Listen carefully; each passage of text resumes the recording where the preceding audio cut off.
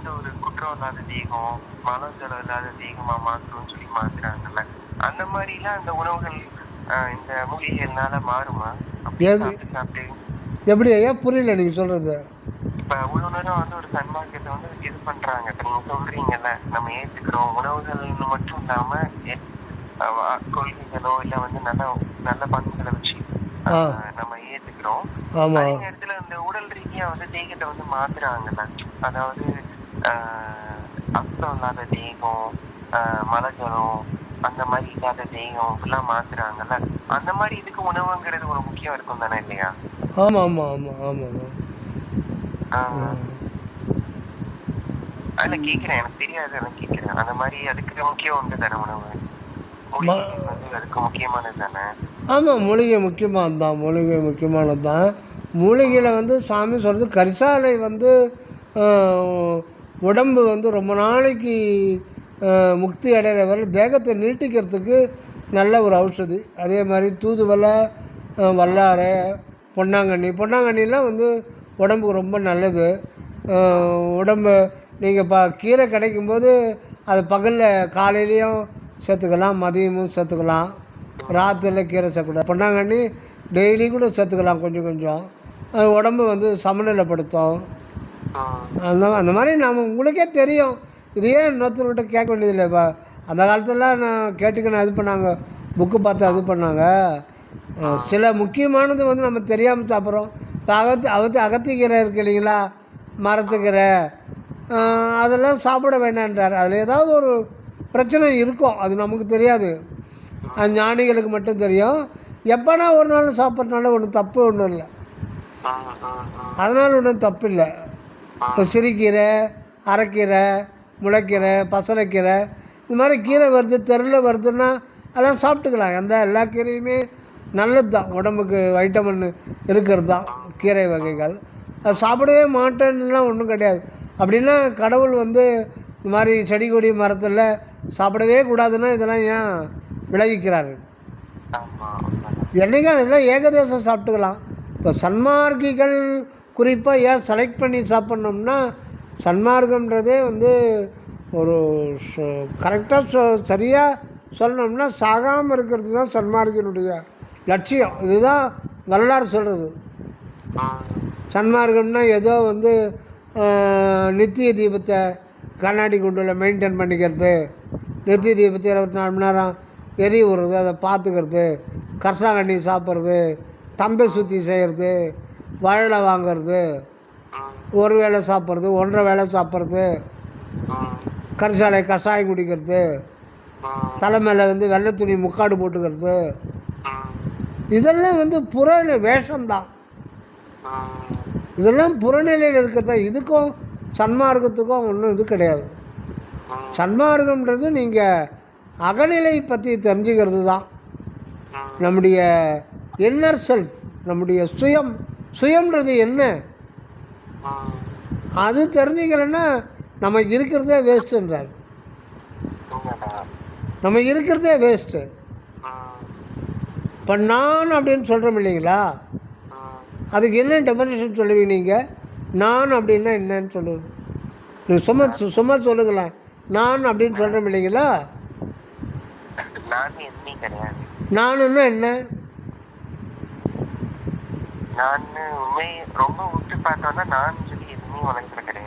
எப்படிங்க ஐயா?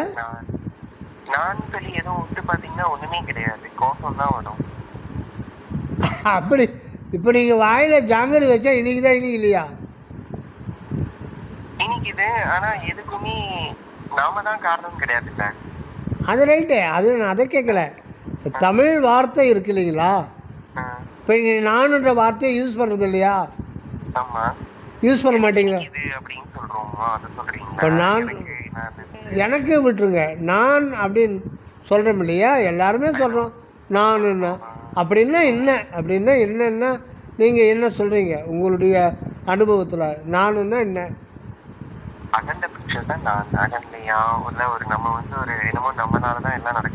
இல்லை இல்லை இல்லை, அது கிடையாது. இப்போ கோழி இருக்குது, ஆடு இருக்குது, மாடு இருக்குது, எல்லாத்துக்குள்ளவே நானுன்ற ஒரு உணர்வு இருக்குது. நானுன்றது ஒரு சொல்லு தான். இங்கிலீஷில் ஐன்னு மாறும். அந்த சொல்லு வந்து இது கிடையாது. நான்ன்றது ஒரு இருப்பு. நீங்கள் இருக்கிறீங்க இல்லையா, அதை நீங்கள் சொல்கிறீங்க. உங்களுடைய சுயம் சொல்லுவாங்க.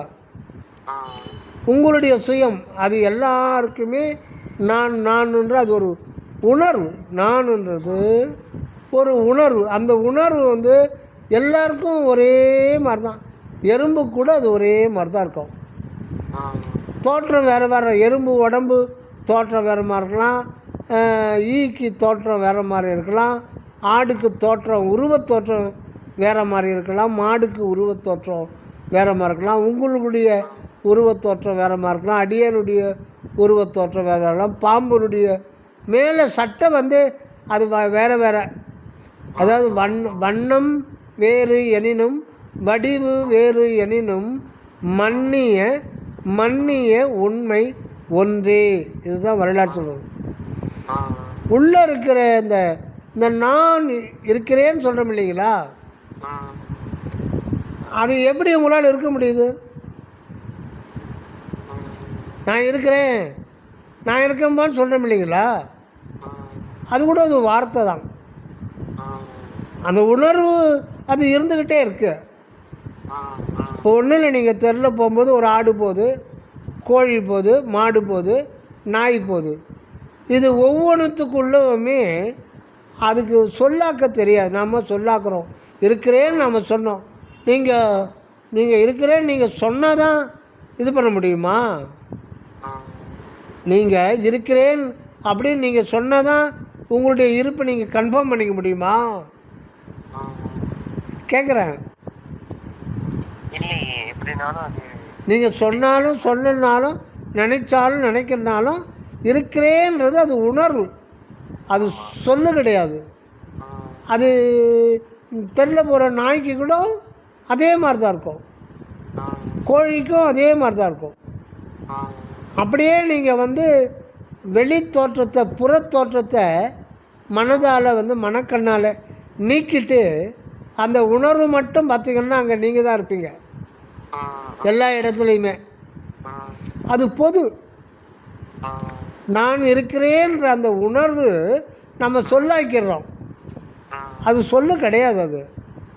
அது ஒரு உணர்வு. அது இயற்கையாக அந்த மாதிரி ஒரு உணர்வு. இப்போ தெருவில் போகிற நாய் அது தோன்றுச்சு மறைய போகுது நம்மளை மாதிரி.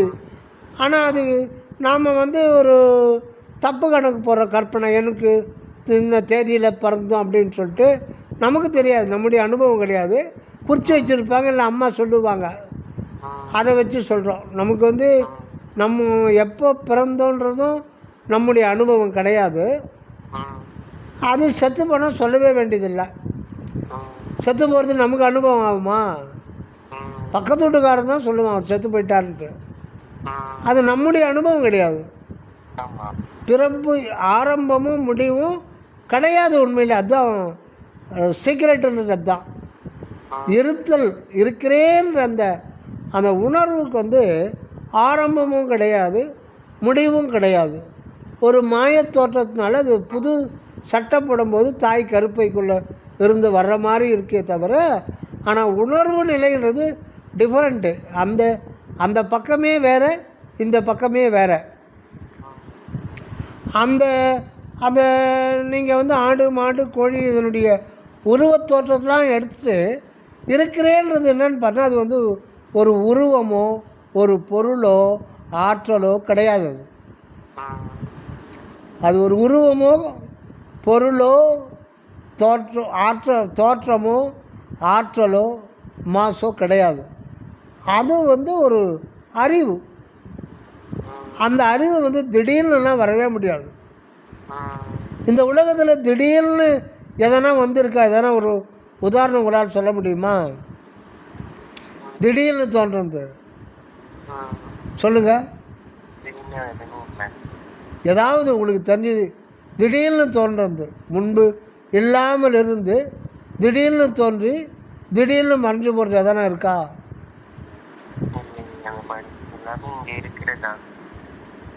இல்லை. இப்போ ஒரு ஆறில் வெள்ளம் போகுது, ஆற்றுல ஒரு காட்டாற்று வெள்ளம், திடீர்னு நீர்க்குமிழி வருது இல்லையா? வருது பெய்யுது இல்ல, ஆ வரும் பெய்யும். இல்லை, அது மழை பெஞ்சு முடிஞ்சிடுச்சு. ஒரு மலைப்பகுதியிலேருந்து வேகமான தண்ணி பிச்சுக்கிட்டு ஒரு காற்றாற்று வெள்ளம் ஓடுது. வேகமாக ஓடும்போது திடீர்னு ஒரு அந்த ஆற்றுல நீர்க்குமிழி ஏற்படும். ஆமா. கோடிக்கணக்கான நீர்க்குமிழி ஏற்படும். ம், திடீர்னு ஏற்படும், திடீர்னு மறைஞ்சிடும். ம். அது திடீர்னு தானே ஏற்பட்டிருக்கு.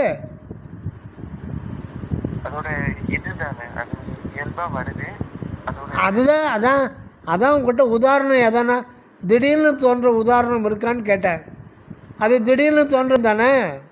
ஆமா ஆமா, திடீர்னு வருது. கிடையாது, மழைனால கிடையாது. அது மழைங்கிறது வந்து வருது.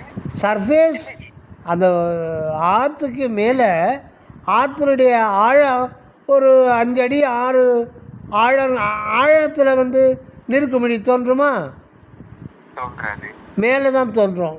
மேலே ஏன் தோன்றுதுன்னா அது அப் அண்ட் டவுன்ஸு இருக்கு இல்லைங்களா? ம், அது பாஞ்சு வேகமாக வரும்போது சர்ஃபேஸில் எப்போவும் காற்று இருக்கும். ம், அந்த அப் அண்ட் டவுன்ஸ் வரும்போது ஒரு லாக் ஆகிடுச்சுன்னா மேலே இருக்கிற காற்று வந்து கொஞ்சம் அதில் லாக் ஆகிடும், அவ்வளோதான்.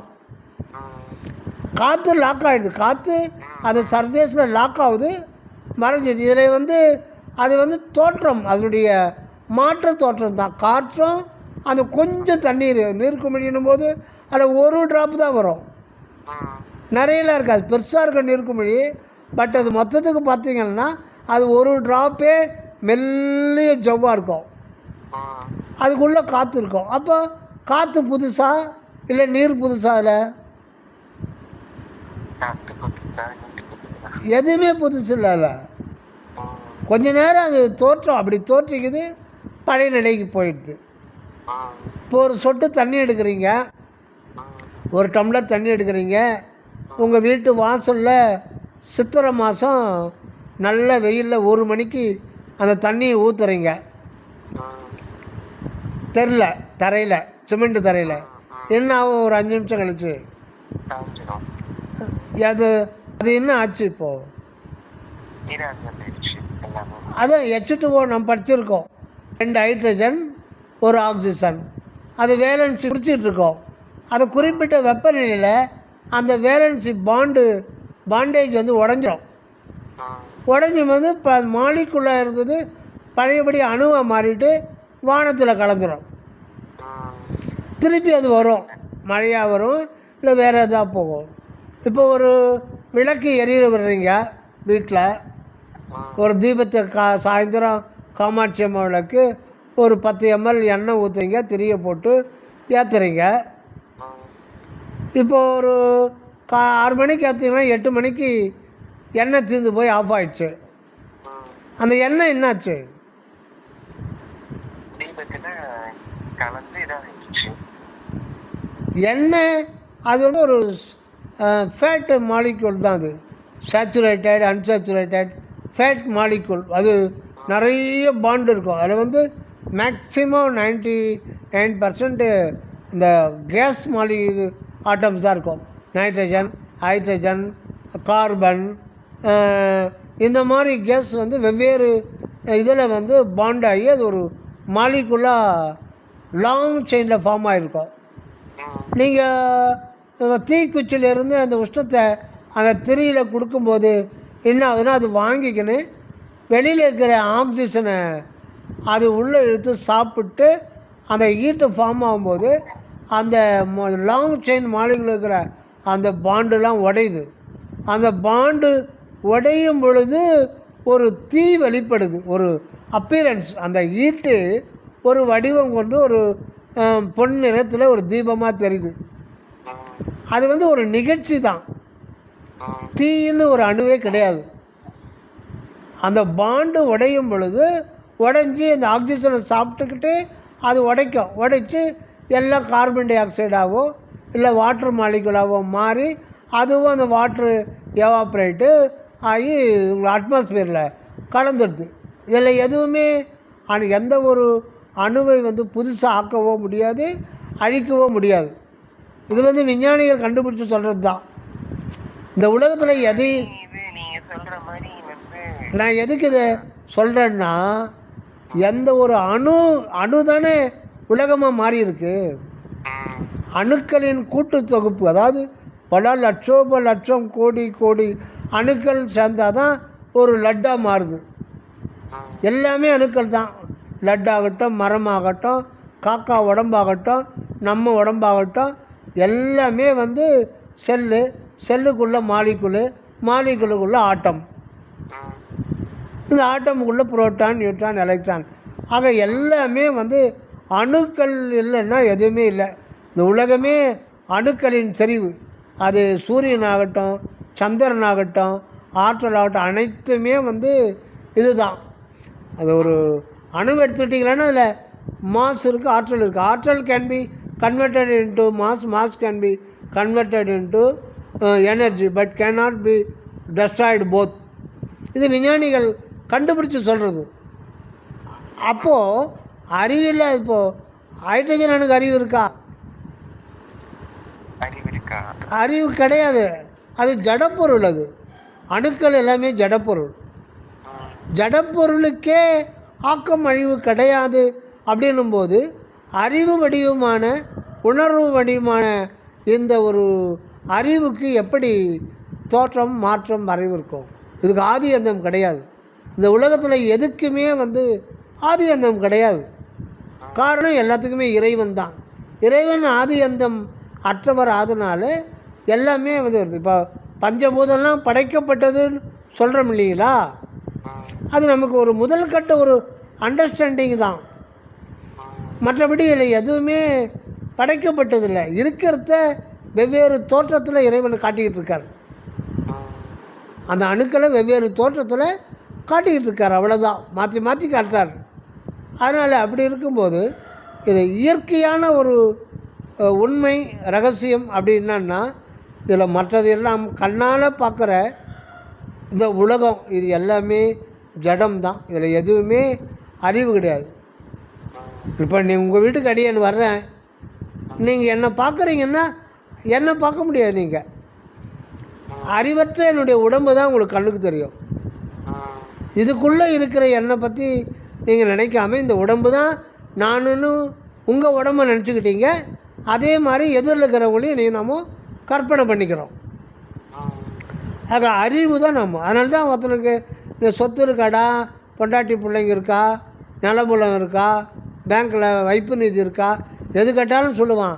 அறிவு இருக்கான்னு கேட்டு பாருங்கள், கோபம் வந்துடும். அது கெட்ட வார்த்தையா? இல்லையே. அறிவு இருக்கேன்னா எனக்கு இருக்குது இல்லைன்னு சொல்லிட்டு போ. அது கெட்ட வார்த்தை ஒன்றும் கிடையாது. ஆனால் கோபம் வருமே. மூளை இருக்காடான்னு அறிவு இருக்கான்னு கேட்டுப்பாங்க, கோபம் வந்துடும். காரணம் அறிவு தான் நாம. அந்த அறிவுக்கு வந்து ஆக்கம் கிடையாது, அழிவு கிடையாதுன்றது தான் ரகசியம். இந்த ரகசியத்தை தெரிஞ்சுக்கிறது தான் மரணமில்லா பெருவாழ்வு. நம்முடைய ரகசியத்தை நாம் தெரிஞ்சு நம்ம அதை வந்து இந்த உடம்பை வந்து தக்க வச்சுக்கணும் அப்படின்றது தான் வரலாறு சொல்கிறது. இதை வந்து எந்த சமயம்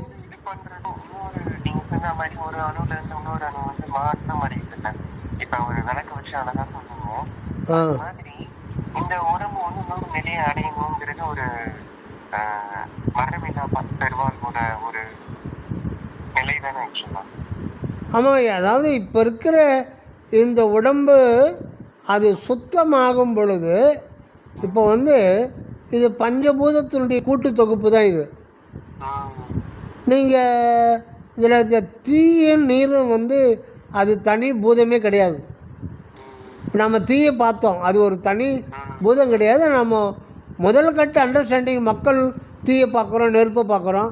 அதனால் அது ஒரு 5 பூதங்களில் ஒரு பூதம்னு சொல்கிறோம். தண்ணி ஒரு தனி பூதம் கிடையாது. அது காற்றினுடைய 2 வகையான காற்று சேர்ந்தால் அது தண்ணியாகுது. ஆக 3 தான் முக்கியம். ஒன்று விண் பூதம், அது விண் ஆகாய பூதம். அந்த பொதுவாக நம்ம சுற்றி இருக்கிறது ஆகாயம்தான், வெட்டவெளி. நம்ம உட்காந்துக்கிறோமே இங்கேயே வெட்டவெளி இருக்கு. வெட்டவெளி இல்லாத இடமே கிடையாது. வெளியில் போய் பார்க்கணுன்னு இல்லை, நம்ம வெட்டவெளிக்கு நடுவில் உட்காந்து இருக்கோம். நம்ம சுற்றி வெட்டவெளி இருக்குது. நம்ம மொத்தமாக வெட்டவெளின்றோம், ஆனால் அப்படி கிடையாதான். இதுதான் வரலாறு வந்து அகவலில் நல்லா சொல்லுவார். இதை திண்டுக்கல் சுவாமி சரவணானந்த அவர்கள் தான் நல்லா தெளிவாக இருக்குது. அது ஒவ்வொன்றுமே ஒரு அணுக்களால் ஆனது.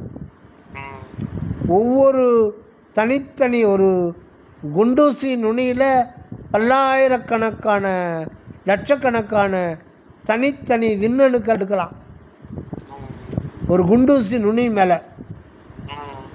அப்படி ஒவ்வொரு தனித்தனி அணு ஒன்று ஒன்றுமே அது விண்ணணு. ஆனால் இது விஞ்ஞானத்தில் வந்து இதை வந்து அகப்படாது. ஏன்னா விஞ்ஞானிகள் லேபில் டெஸ்ட் பண்ணோம். இப்போ எப்படி இப்போ கோர்ட்டில் வந்து ஒருத்தன் ஒரு கொலை பண்ணிட்டான், 2 கொலை பண்ணிட்டான், சாட்சி இருந்தால் தான் அவனுக்கு தண்டனை கொடுக்க முடியும். சாட்சி இல்லைன்னா அவனை விடுவித்துருவாங்க. அதே மாதிரி தான் சயின்டிஸ்ட்டு அதுக்கு லேபில் வந்து அவன் டெஸ்ட்டு பண்ணால் அதில் வந்து வரணும், அதுக்கு அகப்படணும். ஆனால் விண்வெளின்றது விண் அணுக்கள் அகப்படாது. அது வந்து கண்ணுக்கு தெரியாத ஒரு பொதுவாக விண்ணணுன்றதே ஒரு அறிவு அணு தான். ஆனால் ஜடம்தான், அதுக்குள்ளே அறிவு இருக்கின்றார் சரவணானந்த சாமி. ஒவ்வொரு விண்ணணுக்குள்ளும் ஒவ்வொரு விண்ணணுக்குள்ளுமே வந்து மின்காந்த சூழல் இருக்குது. அது அப்படியே இருந்தது, எப்போவுமே இருக்கிறது தான். அது வந்து ஆதியில் எத்தனையோ ஆயிரம் கோடி ஆண்டுகளுக்கு முன்னாடி அந்த விண்பூத அணுவை ஒவ்வொரு விண்பூத அணுவுக்குள்ளவும் அந்த மின்காந்த சூழல் இருக்கும். அது வந்து ஒரு சர்க்கியூட் மாதிரி ஃபார்ம் ஆகி ஒவ்வொரு சென்டரில் அது குவியும் போது எலக்ட்ரான், நியூட்ரான், புரோட்டான் 3 பார்ட்டிக்கலாக அது ஒரு ஆற்றல் தான். 3 ஆற்றலும் ஒன்று சேரும்போது அது ஒரு மாஸாக வந்துடுது. அதுதான் முதல்ல ஹைட்ரஜன் அணு, ஆக்சிஜன் அணு, நைட்ரஜன் அணு, கார்பன் அணு, இப்படி காற்றணுவாக வந்து அதுக்கப்புறம் வந்து அந்த காற்றணுவிலேருந்து அது நீரணுன்றது தீயணு அப்படின்னு சொல்கிறாங்க. ஆனால் வருங்கால விஞ்ஞானம் அதை பற்றிலாம் விளக்கம். அதுக்கு அடுத்தது நீங்கள் பார்த்தீங்கன்னா இதுதான் மண்ணு தான். அது ஒன்றும் இல்லை, அந்த மின்காந்த புலமாக இருந்தது இப்போ வந்து அது வந்து மின்காந்த பார்ட்டிகளாக மாறிடுது. எலக்ட்ரான் அது வந்து நெகட்டிவ் பார்ட்டிகள், அது நெகட்டிவ் கரண்ட்டை கொடுக்கும். புரோட்டான் அது வந்து பாசிட்டிவ் கரண்ட்டை கொடுக்கும், மின் சக்தி கொண்டது. நடுவில் இருக்கிறது நியூட்ரான் அது வந்து எதுவும் கிடையாது, அதில் எந்த மின்சாரமும் கிடையாது. இப்போ என்னென்னா அதே ஹைட்ரஜன் அணு எடுத்துக்கிட்டிங்கன்னா ஒரு நியூட்ரான், ஒரு எலக்ட்ரான், புரோட்டான். அதே நீங்கள் தங்கத்தை எடுத்துட்டிங்கன்னா அது 78 82 இருக்கும். எண்ணிக்கை மாறுபடுது. அந்த எலக்ட்ரானுடைய எண்ணிக்கை அங்கே ஏற்கனவே இருக்கிற காந்த புலத்தில் வந்து இன்னும் கொஞ்சம் அது வந்து சுழற்சி ஏற்பட்டு எண்ணிக்கை அதிகமாக அது வந்து வெவ்வேறு கனிமங்களாக, மெட்டல்களாக, உப்புக்களாக மாறுது. எதுவும் புதுசாக இல்லை. எலக்ட்ரானுடைய எண்ணிக்கையும் புரோட்டானுடைய நியூட்ரான் எண்ணிக்கையும் மாறுபடுது. அது எப்படி மாறுபடுதுன்னா அந்த ஃபீல்டு ஏற்கனவே இருக்கே, அதுலேருந்து இன்னும் கொஞ்சம் சுழற்சி வந்து குவிஞ்சு அது ஒரு குறிப்பிட்ட இடத்துல குவிஞ்சு அது ஒரு பார்ட்டிகளாக மாறுது, இது துகளாக மாறிடுது. எதுவுமே புதுசு இல்லை. இப்போது இதெல்லாம் சேர்ந்து தான் நமக்கு செல்களாக மாறுது. ஒரு செல் எடுத்துக்கிட்டிங்கன்னா அதில் வந்து 50 லட்சம் கோடி அணுக்கள் இருக்குது ஒரு செல்லில். நம்ம உடம்புல வந்து கிட்டத்தட்ட 50 லட்சம் கோடி செல்கள் இருக்குது. 50 லட்சம் கோடி. இதெல்லாம் விஞ்ஞானத்தில் வர்றது தான், மருத்துவ விஞ்ஞானம் சொல்கிறது தான். நம்ம மனிதனுடைய சராசரி 60 கிலோன்னா ஒவ்வொருத்தருக்கும் 50 லட்சம் கோடி செல்கள் இருக்குது. ஒரு செல்லில் 50 இல்லை 70 லட்சம் கோடி அணுக்கள் இருக்குது. இப்போது இந்த அணுக்களில் எல்லாமே காற்று தான் அதிகம். பொதுவாக இந்த உடம்புல நீர் சத்து தானே அதிகமாக இருக்குது. எலும்பெல்லாம் கால்சியம், தங்கம் கூட இருக்கும் இந்த உடம்புல, ஒரு குண்டுமணி அளவு இருக்கும். இரும்பு இருக்கும், ஒரு 5 மிளகு அளவுக்கு இருக்கும். அந்த அளவு தான் இருக்கும். மிச்சம் எல்லாமே தண்ணி காற்றாயிடுது. புதைக்கும் போது அது தனியாக எல்லாம் போயிடுது. இப்படி இருக்கிற உடம்பை வந்து அது சுத்த தேகமாக ஆகும் பொழுது என்ன ஆகும்னா இந்த அணுக்கள்லாம் பிரிஞ்சு செல்களில் இருந்து அது பிரிஞ்சு விடை பெற்றுக்கிட்டு அது போயிடும். ஆனால் அந்த பாடி ஃப்ரேம் மட்டும் அப்படியே தான் இருக்கும், குலையாது. அதை வந்து அருளே தாங்கிக்கும். இப்போ நம்ம சாதாரணமாக நம்ம ஒருத்தர் இறந்துட்டாருன்னா என்ன ஆகும், மறுநாள் வந்து அப்படியே பாருங்கள், இப்போ நாய் மாடுலாம் செத்துச்சனா ஓரமாக குலைஞ்சிக்கிட்டே இருக்கும் உருவம். அதுவும் மனிதனுக்கு தோல் வந்து ரொம்ப ரொம்ப தோலே கிடையாது மனிதனுக்கு. பாடு மாடுகள்லாம் தோல் திக்காக இருக்கும், மனிதனுக்கு தோல்னு ஒன்று கிடையாது உண்மையில். சும்மா அதுக்கு மேலே ஒரு எபிடெர்மிஸ் மாதிரி தான் இருக்கும். அப்போ இவனுடைய வந்து வேகமாக குலைய ஆரம்பிக்கும். உயிர் போயிட்டோன்னா வேகமாக வந்து அந்த செல்களில் இருக்கிற அணுக்கள் பிரிய ஆரம்பிக்கும். பெரிய உருவம் இருக்காது. ஆனால் வள்ளலாருக்கு வந்து அந்த ஒரு செகண்டில் வந்து அணுக்கள்லாம் விடை பெற்றுக்கிட்டு அது காற்று மண்டலில் கலந்துரும். பட் ஏற்கனவே இந்த பாடி ஃப்ரேம் அப்படியே இருக்கும். அதுதான் சுத்த ஆகாய பூதமாக விளங்கும். அந்த முதல்ல இருந்த அந்த சுத்த ஆகாய பூதமாக இருக்கும். இது ஒவ்வொரு எறும்பு கூட அந்த நிலையை அடைஞ்சு தான் தீரணும், வேறு வழி கிடையாது. ஏன்னா ஒவ்வொரு அணுக்குள்ளவும் அந்த அற்பெருஞ்சோதி ஆண்டவர் தன்னுடைய உண்மையை வெளிப்படுத்தி தான் தருவார். அது வரையில் பிறவி வந்துக்கிட்டே இருக்கும், இன்பம் துன்பம் வந்துக்கிட்டே இருக்கும். நாம் வந்து நம்முடைய மையமே அற்பெருஞ்சோதியாக தான் இருக்குது. நம்முடைய தலைக்கு நடுவில் இருக்கிற அகமையம் எதுன்னா அது கடவுளாக தான் இருக்குது. அதிலிருந்து தான் நமக்கு உயிர், நம்ம பேசுகிறதுக்கு ஆற்றல், நினைக்கிறதுக்கு மனதில் சக்தி, நடக்கிறதுக்கு உணவிலிருந்தும் அந்த ஆற்றல் வருது, உயிர் சூடும் ஆற்றல் கொடுக்குது. இப்போ நீங்கள் ஜாங்கிரி சாப்பிட்டீங்கன்னா அந்த ஜாங்கிரிங்கிறது ஒரு ஜடப்பொருள் தானே, அதை சாப்பிட்டா அது எங்கே போகுது ஆக்சுவலாக? வயிற்றுக்கு போகுது. ஆனால் அது வந்து ஒரு அனுபவத்தை வந்து மூளைக்கு அனுப்புது, ஒரு அனுபவத்தை அனுப்புது. என்ன அனுபவம்னா சுகத்தை அனுப்புது, ஒரு சுக அனுபவத்தை அனுபவிக்குது. ஒரு ஜாங்கிரி சாப்பிடும்போது ஒரு இனிப்பாக இருக்குது. அதாவது இனிப்புன்றது அது சொல்கிறது இல்லை, இன்பமாக இருக்குது. இன்பம்ன்றது என்ன, அதை கண்ணால் பார்க்க முடியாது. ஏன்னா நம்மளையே நம்ம கண்ணால் பார்க்க முடியாது. நம்ம வந்து அருவம் தான், நம்முடைய உண்மையான வடிவம் வந்து அறிவுக்கு வந்து உருவம் கிடையாது. அறிவில் ஒரு அனுபவத்தை அது கொடுக்குது. எது அறிவில்லாத ஒரு பொருள் அறிவே வடிவான அந்த நமக்கு ஒரு இன்பத்தை கொடுக்குன்னா அது எப்படி? அங்கே தான் மாயை வேலை செய்யுது.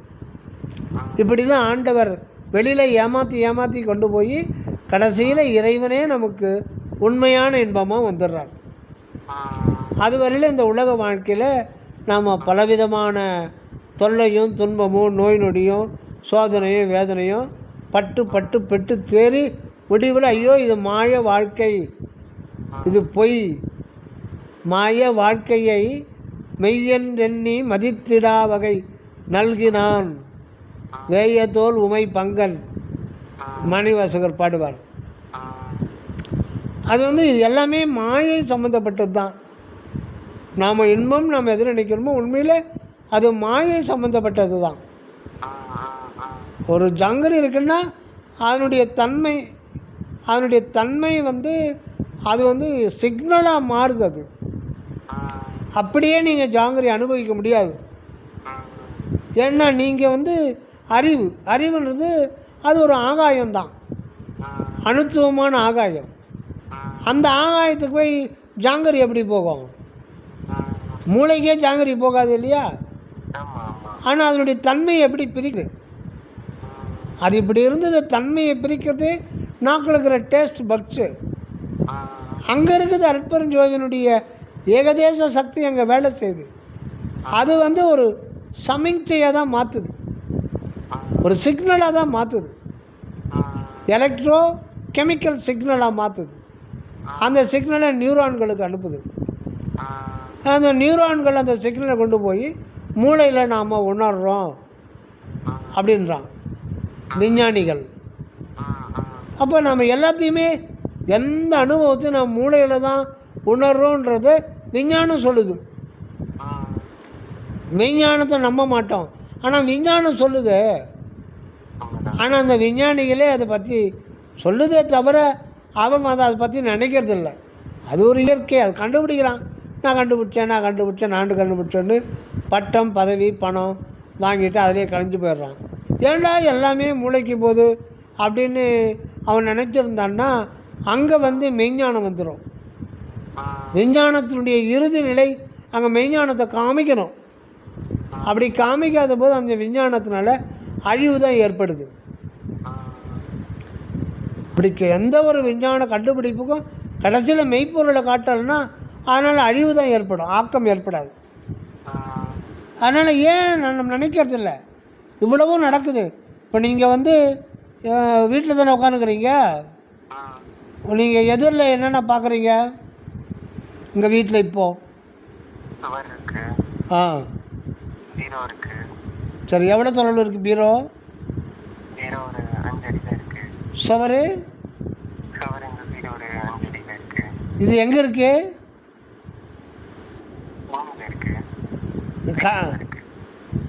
இல்லை, நீங்கள் பீரோவை எங்கே பார்க்குறீங்கன்னா அது ஒரு அனுபவம், உங்களுடைய காட்சி அனுபவம்.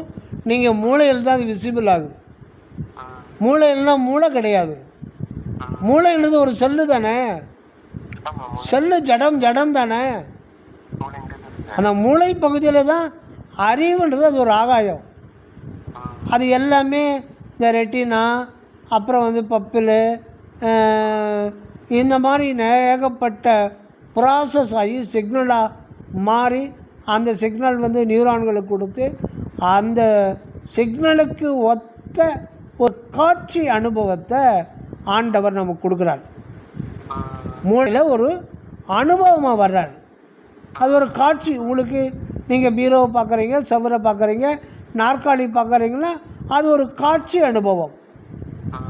ஜாங்கரி சாப்பிட்றீங்கன்னா அது ஒரு சுவை அனுபவம். அது அனுபவம், த வேவ்ஸ் ஆஃப் எக்ஸ்பீரியன்ஸ். ஏன்னா அறிவுன்றது அது ஒரு ஆகாயம். அதுக்கு உள்ளே போனோம்னா அது ஒரு அனுபவம் என்கின்ற அலையாக தான் போகும். அதை பற்றி டெஃபினிஷன் சொல்லவே முடியாது. ஏன்னா அந்த அனுபவம் அலையாமல் இருக்கிறது கடவுளுடைய அருள், ஏகதேச அருள் தான். ஒரு கடல் நீரில் ஒரு ட்ராப்பை எடுத்துக்கிட்டு அதை 100 கோடியாக பிரித்து அதில் ஒரு பகுதி தான் நாம் அதை ஜாங்கிரி. இது எல்லாம் வெளியிலேருந்து போய் மின்னல் போல் மின்னி மறைஞ்சு போதும். ஆனால் கடல் அளவு, கங்கு கரையில்லாத கடல் அளவு இருக்கிறவர் தான் சச்சிதானந்தம். அந்த மெய்ப்பொருளே சச்சிதானந்தம் இருக்குது. அது எங்கே இருக்குன்னா அறிவுக்கு உள்ளவே இருக்குது. அது அறிகிற வரையில் இந்த அறிவுக்கு இன்பம், மாயா இன்பம் வெளியிலிருந்து ஜடப்பொருள்களிலிருந்து இன்பம் இருக்கிற மாதிரி நமக்கு காட்டி கூட்டி வச்சு பக்குவப்படுத்துது. இன்பத்தை மட்டும் கொடுக்காம துன்பத்தையும் கொடுக்கும். ஆக இப்படிலாம் தான் நம்ம பக்குவப்படுத்திருக்கோம். எதுக்குன்னா நாம் இத்தை சாப்பிட்ணும் அத்தை சாப்பிட்ணும், முதல்ல அகநிலையை உணரணும், நம்முடைய சுயத்தை உணரணும். இருக்கிறேன்னு சொல்கிறோமே, எப்படி நம்மளால் இருக்க முடியுது? அதுதான் அறிவு. அது என்றும் இருப்பது, அது ஒன்றும் பண்ண முடியாது.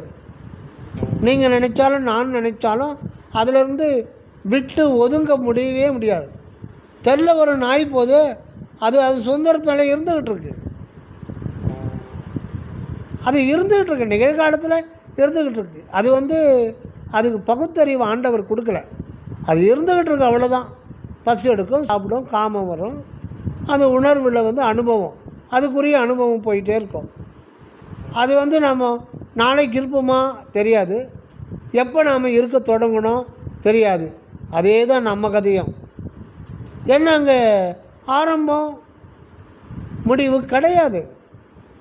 இடையில் மாயை தான் உடல் புதுசாக பிறக்கிற மாதிரி நமக்கு அமைக்குதே தவிர, அது உள்ளே போய் நம்ம தியானத்தில் பார்த்தோம்னா அங்கே பிறப்பு இறப்பு என்பது பொய் என்பது நாம் தான் உணரணும். அது படித்து தெரிஞ்சுக்கிறது இல்லை, நம்மளே உணரணும், இப்போவே உணரணும். அதுதான் விசாரம். விசாரம் வந்து நமக்குள்ளே இந்த மனம்லாம் கடந்து உள்ளே போய் அதை பலகால் பழகனா பிறப்பிறப்பு என்பது பொய், நான் என்பது என்றும் உள்ள ஒரு அறிவு வெளி, அதை உணரணும். அந்த ஒரு நிலை வரணும்.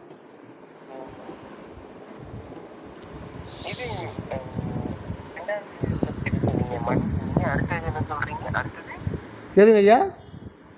ஆகாயம், ஆகாய அறிவு, ஆகாயம், ஆ விண் தத்துவம், மண் தத்துவம், ஆ அந்த தத்துவம், நீங்கள் சொல்கிறது புரியலையா? விண் தத்துவம் சொன்னீங்க. ஒரு இடத்துல விண் தத்துவம் சொன்னீங்கல்ல, விண்வெளி தத்துவம். விண்வெளியா? விண்வெளி தத்துவம் சொன்னீங்க. ஆமாம் ஆமாம். சொல்றீங்க, அப்புறம் மண் தத்துவம் சொல்றீங்க.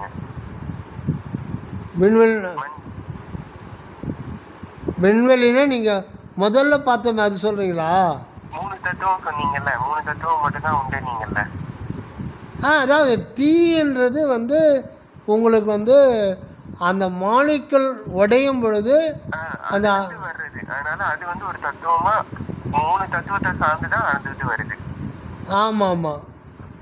அது நீர், ஆகாயம், காற்று, காற்று, மண்ணுன்னா அதில் மெட்டல்ஸு, நான் மெட்டல்ஸு, தனிமம், கனிமம், சால்ட்டு, மணல் மொத்தம் அதில் அடங்கிடுது, எல்லாமே அடங்கிடுது. இப்போ சூரியன்லேருந்து தீ வருது இல்லைங்களா, அது ஒரு பூதம்னு சொல்கிறோம், தீ நெருப்புன்றோம். ஆக்சுவலாக நெருப்பு எங்கேருந்து வருது? அங்கே அணுப்பிளவு ஏற்படுது. அணுப்பிளவு ஏற்பட்டு உடனே சேர்க்கிறது. அங்கே வந்து இயற்கையிலேயே வந்து அணு வெடிக்குது, இயற்கையாகவே வெடிக்குது. இவன் கோடிக்கணக்கில் செலவு பண்ணி 50 கோடி 100 கோடி 500 கோடி செலவு பண்ணி தான் ஒரு ஆட்டம் பாம்பை தயார் பண்ணுறான். ஆனால் அங்கே வந்து பல பில்லியன் டன்னில் ஒரு மில்லியன் டன்னில் ஒரு செகண்டுக்கு சூரியனில் அணு வெடித்து உடனே சேருது. வெடிக்கும்போது அந்த புரோட்டானுக்குள்ளே இருக்கிற ஒரு ஜோதி வெப்பம் வெளியில் வருது, அது அவ்வளோதான். அது அதிலேருந்து வெளியில் வருது. அதோட சரி, அடுத்தது வெடிக்கும் போது அது கண்டினியூஸாக வந்துக்கிட்டே இருக்கும். சூரியன்றது வந்து ஒரு தொடர் நிகழ்ச்சி.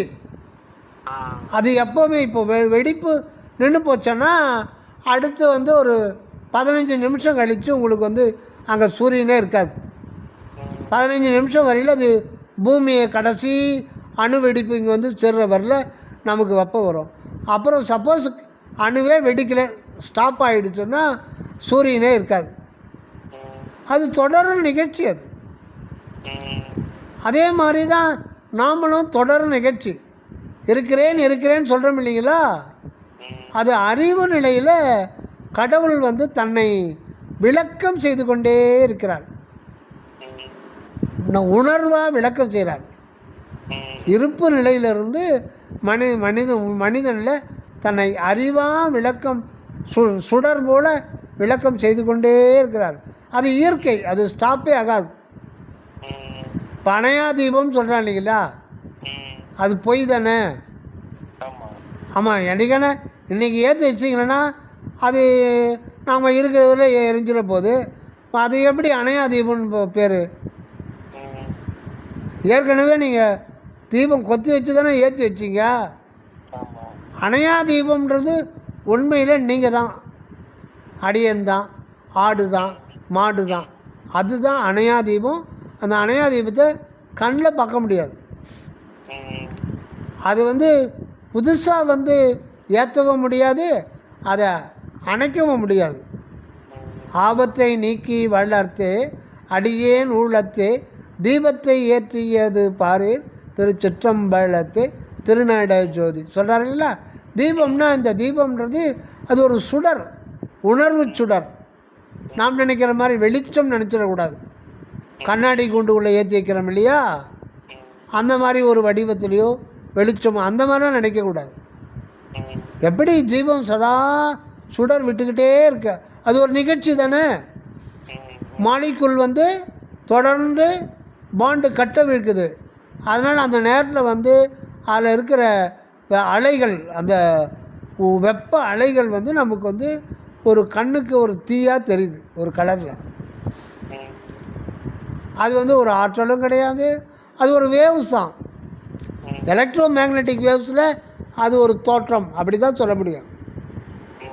அந்த மாதிரி நாம் அறிவு சுடர், அது வந்து அனைவரும் நீங்கள் விரும்பினாலும் விரும்பாவிட்டாலும் இருந்து தான் ஆக வேண்டும்.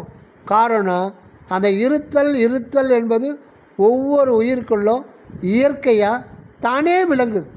உங்களுடைய முயற்சி கிடையாது. நீங்கள் இப்போ நீங்கள் இருக்கிறீங்கன்னா அது உங்களுடைய முயற்சி கிடையாது. அது ஒரு நிகழ்ச்சி. இயற்கையினுடைய அறிவு நிலையில் தன்னை அப்படி விளக்கம் செய்து கொண்டே இருக்கிறது இயற்கையினுடைய பேராற்றல் பெரும் சக்தி. அந்த இடத்துல அனுபவம் வருது. அதை உங்களால் தடுத்து நிறுத்தலாம் முடியாது. நீங்கள் அது கட்டுப்பட்டு தான் ஆகணும். அதனால் நம்மளால் இல்லாமல் போக முடியாது, இருக்கிறத தடுத்து நிறுத்தவும் முடியாது. ஏன்னா அந்த மெய்ப்பொருள் தான் இங்கே நான் நான் நான் என்ற வண்ணத்தில் இருந்து கொண்டு இருக்கிறது.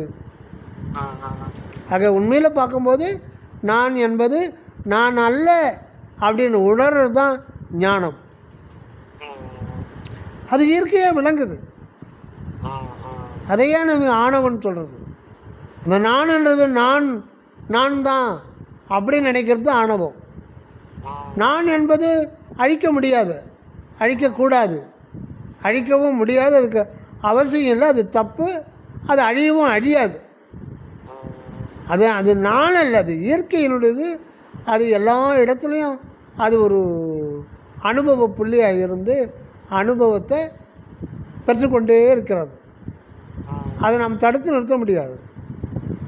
நாம் இங்கே வந்திருக்கோம் அப்படின்னா இது அப்பா அம்மாவனுடைய வேலை கிடையாது, அதுக்கு சம்மந்தம் கிடையாது. அந்த மாதிரி தோணுது, அவ்வளோதான்.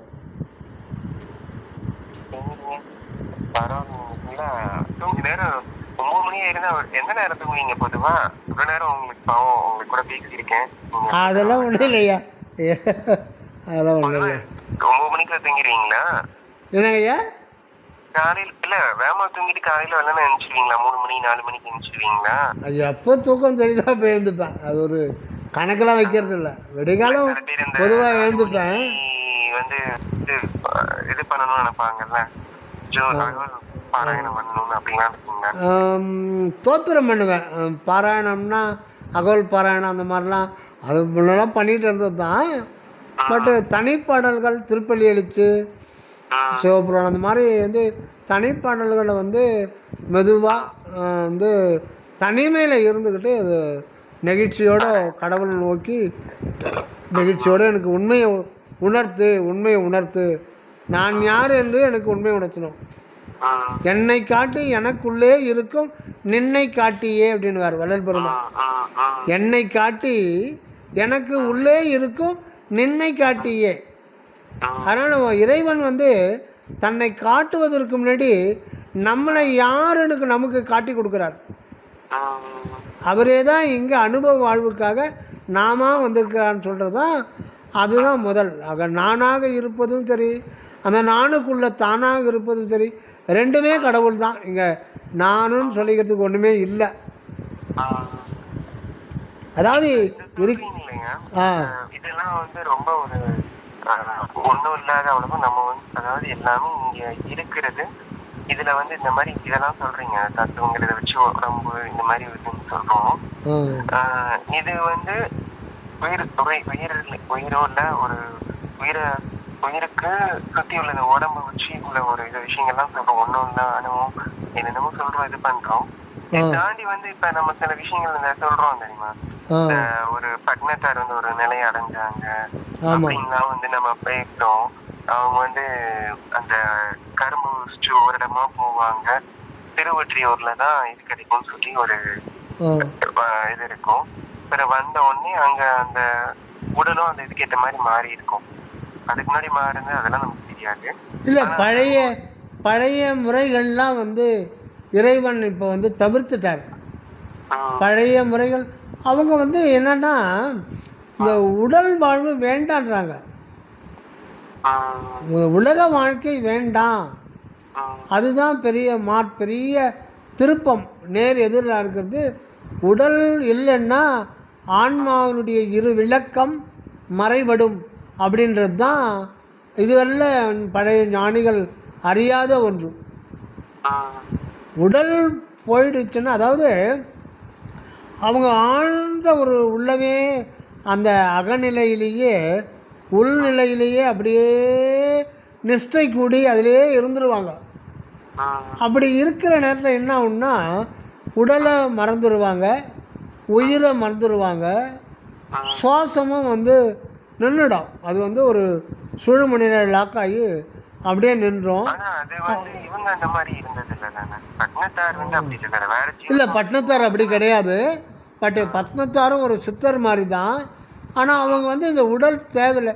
சித்தர்களாகட்டும், முந்தைய ஞானிகளாகட்டும், அடியார்களாகட்டும், பக்தர்களாகட்டும், எல்லாமே இந்த உடல், உயிர், மனம் இதெல்லாம் தேவையில்லை ஆன்மாவுக்கு. இறைவனை உணர்கிற வரையில் தான் இதனுடைய தாட்சியம் தேவை. அதுக்கப்புறம் இதெல்லாம் தேவையில்லை அப்படின்னு நினச்சதே தப்புன்றார் வள்ளலார். ஏன்னா உடல், உயிர், இந்த மனம் இதெல்லாம் ஆஃப் ஆகிடுச்சுன்னா ஆன்ம விளக்கமும் ஆஃப் ஆகிடும். இது இந்த உண்மையை இறைவனே முன்பு தெரிவிக்கவில்லை.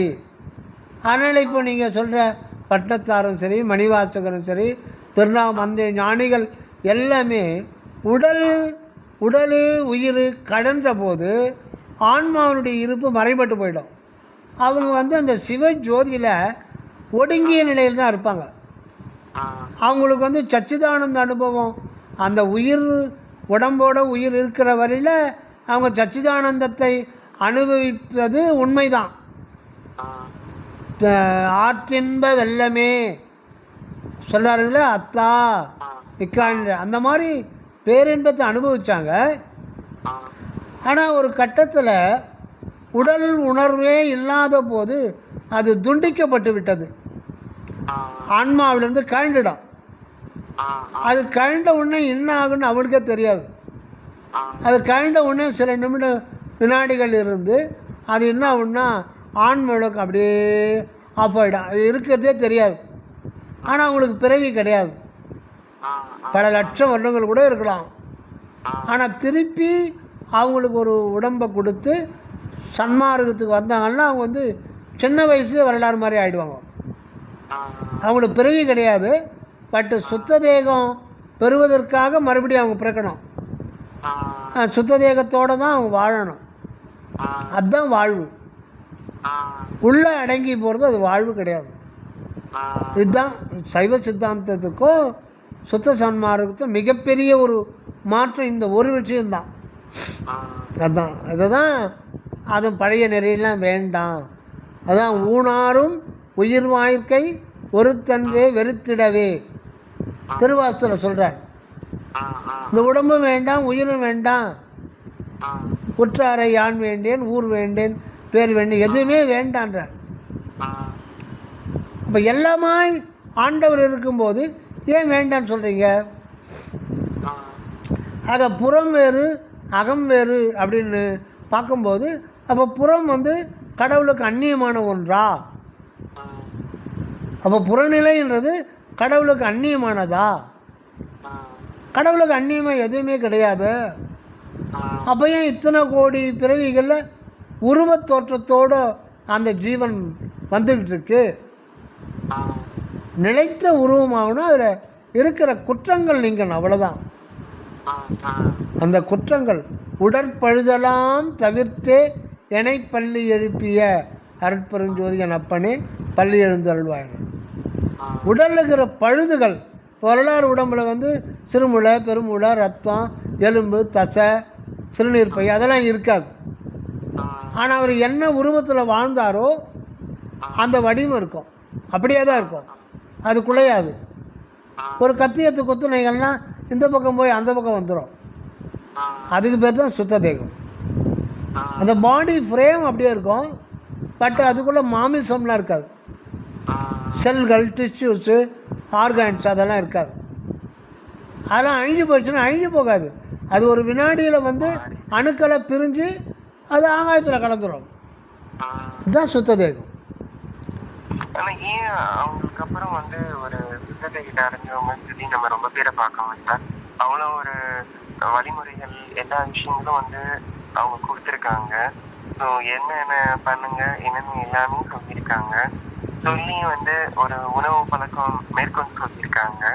ஆனா ஏன் வந்து ஒருத்தங்க அது ஏன்னா எல்லாருக்கும் ஒரு இது இருக்கும். இப்ப ஒருத்தங்க இப்ப இடையில வந்து இந்த அடிகள் இருப்பாங்கல்ல, நம்ம வள்ளலார் புத்தகம் வெளியிடுவாங்கல்ல, அவங்க பேர் என்ன, நம்ம வடலூர்ல வாழ்ந்தாங்க சிவகுருவா, அவங்க இல்ல, இன்னொரு அடிகள் வள்ளலார் மிஷன், திருவண்ணாமலை வள்ளலார் மிஷனா, அவங்க இல்ல, நம்ம இங்க வடலூர்லயே ஒரு அடிகள், அவங்க பேரு மறந்து போச்சு. ஊரன் அடிகளா? அடிகள், ஆமா ஆமா ஆமா. இந்த மாதிரி இப்ப அவங்க எல்லாம் வந்து கொஞ்சம் அவங்களுக்கு வயசே இருக்கும், கொஞ்சம் கூடவே இருக்கும். அவங்கலாம் ஏதோ ஒருத்தங்க அவங்க எல்லாம் வந்து ரொம்ப உள்ளார்ந்த இதுல புத்தகங்கள் வெளியிட்டாங்க, அது பண்ணாங்க, எல்லாம் பண்ணாங்க, எல்லாம் ரைட்டு. ஏன் வந்து ஒரு இவங்களோட இவங்க வள்ளலார் அவங்க இதுல வந்து ஒரு ஒரு ஒரு குறிப்பிட்ட முயற்சியாவது அந்த உடல் ரீதியாவும் அவங்க சொல்ற அந்த சுத்த தெய்வத்தை நோக்கி போறதுங்கிறது ஏன் வந்து அது நடக்கல? அது இப்போ வந்து ஆராய்ச்சி நிலையம்னு சொல்லிட்டு வச்சு நடத்துனாங்க இல்லைங்களா எல்லாருமே. ஆமாம். ஆராய்ச்சி மனு ஆராய்ச்சிக்கெல்லாம் கடவுள் உள்ளே வரமாட்டார். நீங்கள் எத்தனை லட்சம் வருடங்கள் ஆராய்ச்சி பண்ணாலும் அந்த ஆராய்ச்சிக்கு உட்பட மாட்டார். ஏட்டு சுரக்காய் கூட்டுக்கு உதவாது சொல்லுவாங்க இல்லைங்களா. நூல் படிப்பு வந்து அது கடவுளை கூட்டி வைக்காது, அது உபாய ஞானம்தான். அதனால் கடவுள் இப்போ ஏட்டு சுரக்காய் இதெல்லாம் இப்போ நான் வந்து இது ஒரு இதாக கேட்குறதுங்கிறது கேட்குறேன். அது வந்து இதாக வந்து கேட்குற மாதிரி இருந்தாலும் அவங்களாம் வந்து ஒரு உள்ளார்ந்த ஒரு இது இருக்கும்ல. இப்போ நீங்கள் எனக்கு வந்து 1000 விளக்கம் என்னென்னமோ சொல்கிறீங்க, ஆனால் உங்களுக்குன்னு ஒரு உள்ளார்ந்த ஒரு உங்களுக்கும் ஆசைகளோட உங்களுக்கு ஒரு உள்ள இருக்கும், உள்ளுணர்வு இருக்கும். நம்ம வந்து ஏன் வந்து வள்ளலார் அவங்களை பார்க்கணும் ஆசைப்படுறதோ, இல்ல நீங்க வந்து சுத்த தெய்வம் அடையிறதோ, உங்களுக்குன்னு ஒரு உள்ள ஒரு இது இருக்கும் ஆக்சுவலா. அந்த மாதிரி ஒரு எல்லாம் இப்ப ஒரு 100% 200% எல்லாம் பின்பற்றுறாங்க அப்படின்னா அவங்க எல்லாம் ஏதோ ஒரு குறிப்பிட்ட அளவாவது சில பேர் வந்து இப்ப அவங்க சொல்றாங்கல்ல, இப்ப வள்ளலார் சொல்லும் போது உள் பூட்டு ஒண்ணு இருக்குல்ல, நெத்தியில இருக்கிற அந்த பூட்டுக்காரன் தான் வந்து எல்லாம் வெட்ட வெளியாகும்னு சொல்லி ஒரு இது சொல்றாங்க. ஓகேவா? ஒரு புருவத்துல வந்து ஒரு ஒளி தெரியுது. அது அந்த அனுபவத்தை அடைகிறவங்கிறது கூட வந்து எத்தனை பேர் இருக்காங்கன்னு நமக்கு தெரியாது. அந்த ஒரு ஆமா, அது வந்து அடையும் போது வந்து எல்லாமே வெட்ட வெளிச்சமாகும். அது போக அவங்க அடுத்த நிலைகளுக்கு போறதுக்கு அது வந்து வழிகாட்டும் வேற அவங்க ஒரு இதுல இருக்கு சொல்லுவாங்க. வழிகாட்டுறதுன்னா அது வந்து காட்டி கொடுக்குது. அந்த மாதிரி ஏன் வந்து அது வந்து ஒரு எல்லாராலையும் வந்து ஒரு சில விஷயங்கள் வந்து ஏன் வந்து ரொம்ப முயற்சிகள் வந்து எல்லாம் பண்றாங்க. இப்ப அங்க சாதுக்கள்னு சொல்லி இங்க இருக்காங்க, திருவண்ணாமலையில வள்ளலார் மிஷன் இதுல அவங்களும் இருக்காங்க. ஆனா வந்து அந்த நிலையை அடைஞ்சவங்க அது வந்து வெளிப்புறத்துக்கு, அதாவது ஒரு உலக இதுக்குன்னு சொல்லல, அவங்களுக்குன்னு ஒரு உள்ளுணர்வுல ரொம்ப ஆசைகள் இருக்கும். யாரா இருந்தாலும் வந்து ஒரு இறைவன் அடையணும் ஒரு ஆசைகளோ பெரிய இருக்கும் கண்டிப்பா மனசுல. ஏன்னா உலகத்துல இருந்து என்னென்னமோ பாக்குறோம். அப்படி பார்க்கும்போது அதை தாண்டி வந்து ஒரு எண்ணங்கள் இருக்கும். அது ஏன் அந்த நிலையை வந்து இது பண்ண முடியல? இல்லை எல்லாமே திருவருள் செயல்தான். எல்லாதான் சரணானந்த சாமி சொல்லுவார், எல்லா நிகழ்ச்சிகளும் அருளால் நடந்து கொண்டிருக்கின்றன. ஒவ்வொரு ஆன்மாவும் அங்கே பேதம்லாம் கிடையாது, அவர் இவர் அது இது அதெல்லாம் கிடையாது. எல்லா ஆன்மாக்களும் உயிரெல்லாம் ஒரு நீ திருநடம் புரியும் ஒரு திருப்பொது என அறிந்தேன் அப்படின்றார். அதனால் நம்ம அவங்க ஏழை பணக்காரி, அவங்க அறிவாளி, இவர் ரொம்ப ஆராய்ச்சி பண்ணுறாரு, அவர் நிறைய தியானம் பண்ணுறாரு, அவருக்கு நிறைய விஷயம் தெரியும், அவர் நிறைய புக்கு படிச்சிருக்காரு, நான் ஒன்றுமே படிக்கலை, எனக்கு தெரியாது, அவர் தான் எனக்கு குரு, அதெல்லாம் வந்து அறியாமல். எறும்புக்குள்ளே கூட அற்பெருஞ்சோதி ஆண்டவர் பரிபூர்ணமாக இருக்கார். எப்போ அவர் வெளிப்படுத்தணும்னு நினைக்கிறாரோ அப்போ ஆட்டோமேட்டிக்காக வந்து அது விழிப்பு நிலைக்கு கொண்டு வந்துடுவார். அதுக்குரிய ஒரு தூண்டுதல் தேவைப்பட்ட புறத்தில் யாருன்னா அவர் பேசுறது கூட உங்களுக்கு போதும். இப்போ அருணகிரிநாதருக்கு எப்படி ஞானம் வந்தது? ஒரே ஒரு வார்த்தை, சும்மா இரு சொல்லறன்னார் முருகப்பெருமான். உடனே பரிபூர்ண ஞானம் வந்துடுச்சு. திருவருட்பால 6000 பாடலை படிக்கணும்னு படித்தாதான் தலைக்கீழ உரு போட்டால் கூட ஞானம் கிடைக்காது. மையகத்தே நம்மை வைத்து விழித்திருக்கின்றாய் நீ வாழி, அந்த ஒரு வார்த்தை போதுமே. அகமறியீர் அனகமறிந்து அழியாத ஞான அமுத வடிவம் பெறலாம், அந்த ஒரு வரி போதுமே. திரு அம்பலவன் திருநோக்கம் பெற்றார்க்கு ஒரு அம்பலத்தே என்று நம்முடைய உண்மையான வடிவம் வந்து சிற்றபையில் தான் இருக்குது அப்படின்ட்டார். அது ஒரு வரிச்சு வச்சுக்கிட்டு நீங்கள் உள்ளே போனால் பிடிச்சிடலாம். அதை விட்டு நான் அருட்பாவை வரிக்கு வரி ஆராய்ச்சி பண்ணுறேன், ஒவ்வொரு சொல்லுக்கு நான் பொருள் வந்து விளக்கம் கொடுக்குறேன் அப்படின்னா அது விளக்கம் பெற்றுக்கொள்ளலாம். ஆனால் வந்து அது அனுபவத்தில் வரணும், இல்லைன்னா அது வேஸ்டாகி போயிடும். எல்லாமே அனுபவத்தில். அதனால தானே சொல்லிய பாட்டின் பொருளுணர்ந்து சொல்லுவார் செல்வர் சிவபுரத்தின் உள்ளார். சொல்லிய பாட்டின் பொருள்னா அதுக்கு விளக்க உரை இல்லை. அந்த சொல்லு அது பாட்டு என்ன சொல்லுது, மெய்ப்பொருளை சொல்லுது. அந்த மெய்ப்பொருள் நமக்கு பொருள் பொருள் உணர்ந்தின பொருள்னா அர்த்தம் கிடையாது. அது கோணார் தமிழ் உரைன்னு அர்த்தம் பண்ணிக்கூடாது. பொருள் அப்படின்னாலே கருணையும் சிவமே பொருள் என கொள்க. பொருள் அப்படின்னாலே அது மெய்ப்பொருளைத்தான் குறிக்கும். ஒரு சொல்லு, அந்த சொல்லு மெய்ப்பொருளை குறிக்குதுன்னா அது நமக்கு அனுபவம் ஆகாத வரையில் அது வேஸ்ட்டு தான். எப்போ அந்த சொல்லு வந்து மெய்ப்பொருளாக அனுபவம் ஆகுதோ அப்போ தான் அந்த புறத்தில் அந்த உபாய ஞானத்துக்கு அதுக்கு ஒரு பிரயோஜனம். இல்லைன்னா பிரயோஜனம் இல்லாமல் போயிடும்.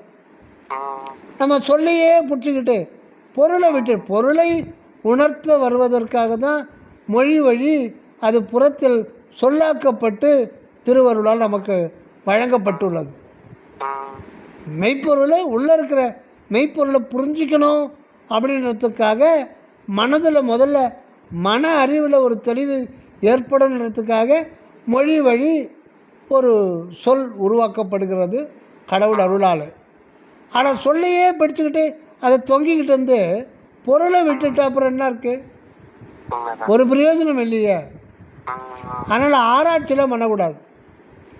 உளவினில் அறிந்தால் ஒழிய மற்ற அலக்கின் அளவினில் அளவா அற்பருஞ்சொல் வாசித்து காணோதாதது வாசித்து அருணகிரிநாத பெருமான் சொல்லுவார், வாசித்து காணோனாதது பூசித்து கூடோனாதது வாய்விட்டு பேசோனாதது.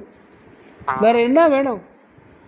16000 பாடல் பாடிட்டு சொல்கிறாரு வாய் விட்டு பேசோனாதது. பாடாமல் இருந்தால் கூட பரவாயில்ல, பாடிட்டு கடைசியில் சொல்கிறார் ஐயோ இறைவனை பற்றி வாய் விட்டுலாம் பேச முடியாது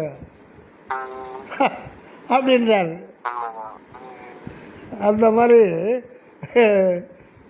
எல்லாத்தையும் சொல்லிட்டு நான் சொன்னதெல்லாம் போய் ஒரு சொல்லு போதும், ஒரு சொல் அவ்வளோதான்.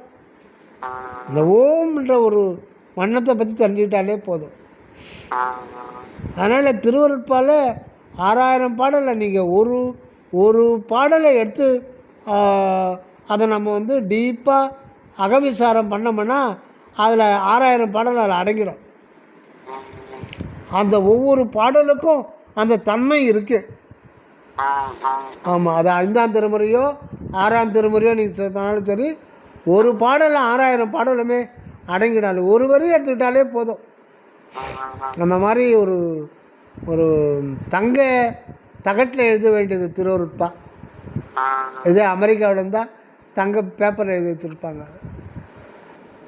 அப்படின்னு இல்லை, நம்ம இது வந்து அங்கே அவங்க வந்து எல்லாமே வந்து ஒரு புறவங்கி சார்ந்ததுக்கான சொல்கிறது என்னமோ சொல்லுவாங்க, தேடுதல் இருக்குன்னு. என்ன இருந்தாலும் இன்றைக்கும் இந்தியாவில் தமிழ்நாட்டில் இருந்த மாதிரி எந்த ஒரு உலகத்துலேயும் எங்கேயுமே ஒரு இறைவனை நோக்கி போகிறவங்கன்னு யாரும் அவ்வளோ ஒரு கூட்டம் இல்லை. இன்றைக்கும் பாருங்க, ஈரான் மேலே சண்டை போடுறாங்க. அவருக்கு வயசு அவ்வளோ வயசு இருக்கு, அவர் வயசு 75 வயசு 80 வயசு கிட்ட வரப்போகுது. அவர் வந்து இன்னும் குண்டு போட்டுட்டு தான் இருக்கு. ஆமாம் ஆமாம் ஆமாம். அப்போ கொள்ளுறதுங்கிறது வந்து ஒரு இது கிடையாது. ஆமாம். அதனால அந்த மக்கள் பொண்ணீட்டுல ஏற்றினாலும் நம்ம மக்கள் மாதிரி வராது. நம்ம குழந்தைங்க மேலே போட்டு 150 குழந்தைங்க பிள்ளைகளை போட்டு. குழந்தைங்கள்ல ஃபுல்லா அது அதுக்கப்புறம் நீ காரணம் என்னன்னு கேட்டிங்கன்னா, புலால் உணவு சாப்பிட்டாலே உங்களுக்கு இறக்கம் மறக்காதாங்க. புலால் உண்மைதான் ஐயா. அது போக வந்து ஒரு பொருள்ல வந்து அவங்க ரொம்ப இதா இருக்காங்க. இப்ப ஒண்ணும் இல்ல, நான் வந்து ஒரு 10-15 வருஷம் முன்னாடி இந்த OMCA இருக்கு தெரியுமா? ஆமாம். அங்க வச்சு ஒரு ஃப்ரெண்ட் ஒருத்தர் சர்ச்சு போவாப்ல. அன்னைக்கு வந்து நியூ இயர் நடத்தினாரு. புத்தாண்டுனால அவரு வந்து கோயிலுக்கு இங்க சும்மா மீட்டிங் கேட்கணும்னு ஆசைப்பட்டாருன்ட்டு அன்னைக்கு அங்க போனாரு. நானும் கூட போயிருந்தேன். சரி, ஏதாவது நல்லது வந்து ஒரு புத்தகம்னு அவங்களுக்குன்னு ஒரு மறைன்னு ஒண்ணு நீங்க வச்சிருக்கீங்க, ஒரு பைபிள் இருக்குன்னா அது எத்தனையோ விஷயங்கள் சொல்லலாம். அவங்க வந்து சொல்றாங்கனாலும் ரொம்ப ஒரு ஈடுபாட்டோட பயங்கரமா இல்லை எதுவும் சொல்லிட்டு போறாரு. பைபிளை பத்தி ஏதோ ஒன்று பேசினாலும் அவங்க கடைசி ஒரு 1/2 மணி நேரம் பாத்தீங்கன்னா அவங்களோட இது எப்படி இருக்குன்னு தெரியும்.